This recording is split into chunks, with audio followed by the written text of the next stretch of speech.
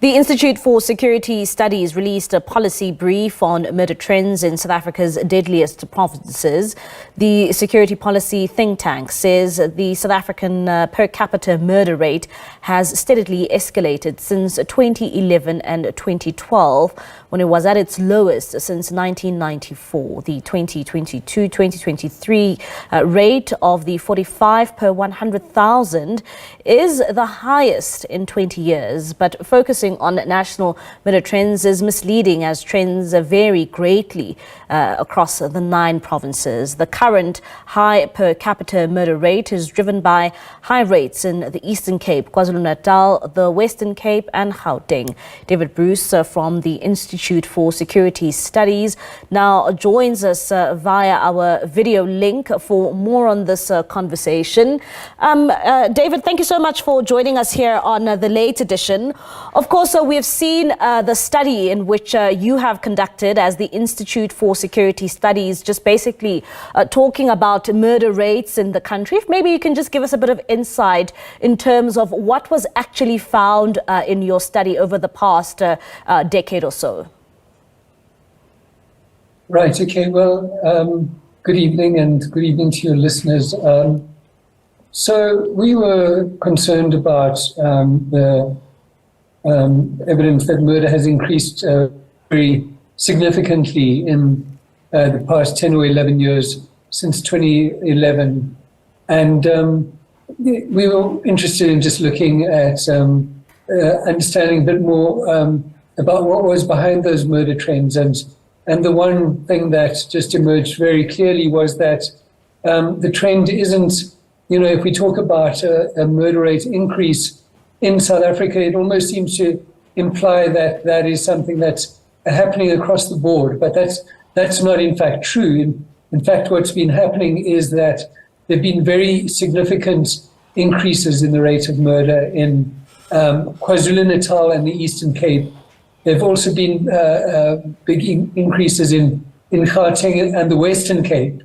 And so if we, it's primarily the increases taking place in those 4 provinces that are contributing to the major rise in levels of murder. In fact, in some provinces, other provinces, there's the increase in rates of murder has been quite low, and in some, in fact, it has actually decreased. And when you're looking at the study which has been conducted by the Institute for Security Studies, how much of an increase can you say has been recorded from the period 2011-2012 until 2022-2023?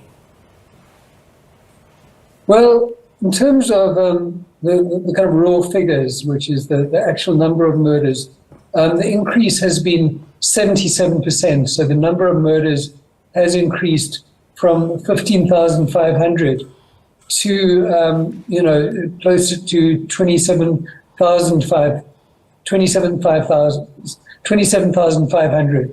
So that's a dramatic increase in the actual number of murders.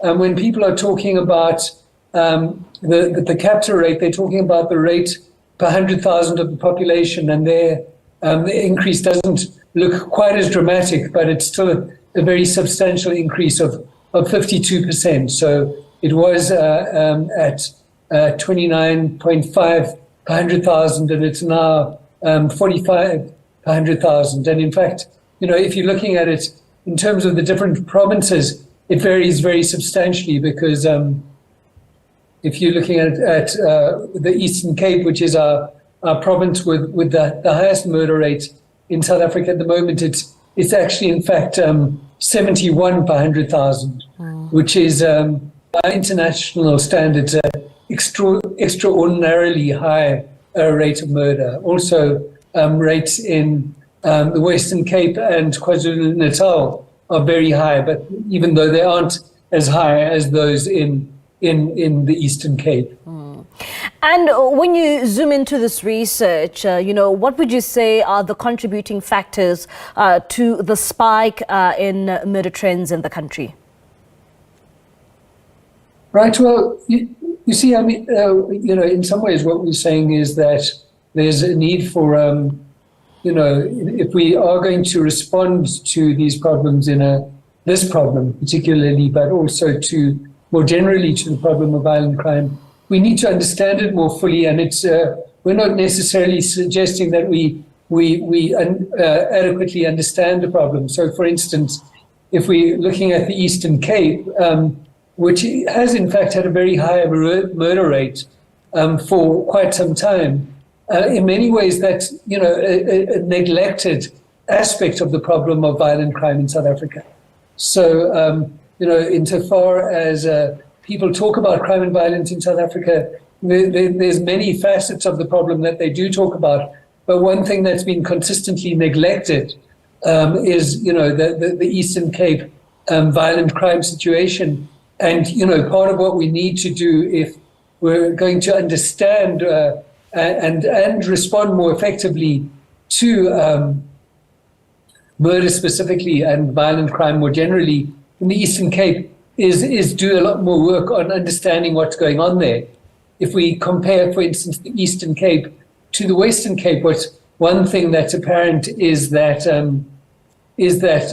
in the Western Cape, the higher murder rates are driven very substantially by the murder rate in Cape Town itself.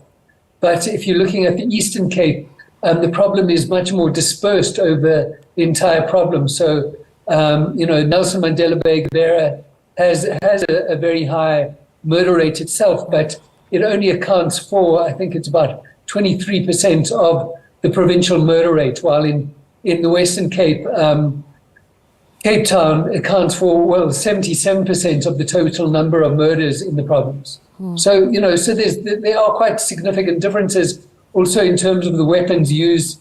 If you're looking at the Western Cape or KwaZulu-Natal, it appears that firearms play a very significant role in a high rate of murder. Yeah. But again, if you're looking at the Eastern Cape, firearms don't appear to be as significant. And David, I was going to come to the issue of firearms in this country. I mean, we were always told of unlicensed or unregistered firearms. Did this research also look into that in terms of the role of unlicensed firearms and these murder trends? Well, I must admit that would be one of the issues that we're trying to. If we're talking about essentially what we're interested in is, having a understanding the problem of violence in South Africa in a way which differentiates more between what is happening in different parts of the country. And so, as I've said, the evidence indicates that in provinces like KwaZulu-Natal, Gauteng, Western Cape, firearms are playing quite a significant role in the murder problem. In other provinces, they aren't necessarily such a big contributor. And so, but, I would acknowledge that, exactly to what degree this is a problem to do with, exactly what the source of the firearms in these different parts of the country is not something that we have detailed information on. All right, then, Mr. Bruce, thank you so much for your time. That is David Bruce. He is from the Institute for Security Studies, and he is a policing expert, just giving us a bit of insight there in terms of that research which has been conducted by the ISS.